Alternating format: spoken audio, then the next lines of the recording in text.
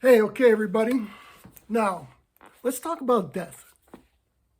There are two things that you need to know about death. One is everybody dies. And two, being dead costs a lot of money, especially if people die before they should or prematurely. This costs society a lot of money. Now, there are a number of things that lead to premature death. Things like low education, poverty, health insurance status, employment status, job stress, social support, racism and discrimination, housing, and early childhood stressors.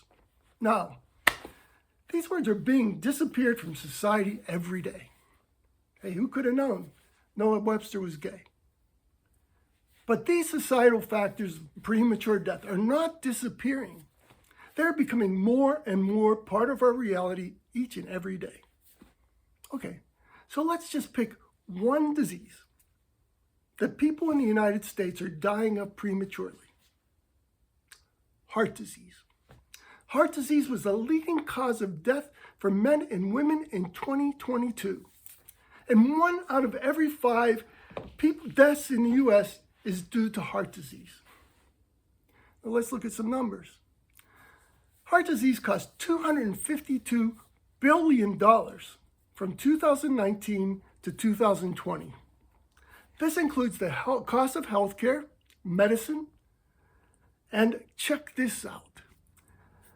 The cost of lost productivity due to death.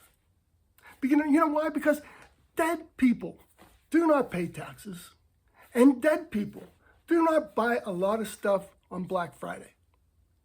As it turns out, death is not a good investment. So what is a good investment? Prevention. Preventive care reduces the risk of disease, disabilities, and death. Prevention not only lowers healthcare costs, but it reduces costs to the economy associated with premature death and years spent ill. Okay, let's get back to the economy thing again. This is really important because this is what people are focusing on. It reduces the cost to the economy associated with premature death and years spent ill. Now, the problem is in the United States, only about 3% of healthcare costs is allocated to prevention. And this is being eroded as we speak. Again, this is despite the fact that preventable disease accounts for a significant portion of healthcare costs.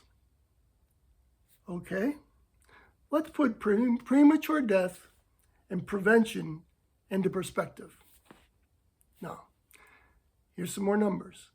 The annual income lost in the United States in 2018 due to preventable heart disease was $203 billion.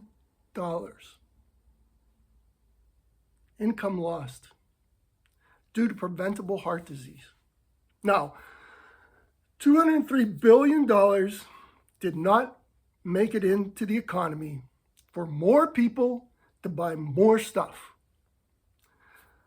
So let's think about this. If you can't spend money on disease prevention so that people can live longer, full, and productive lives, then do it because you face a fate worse than death: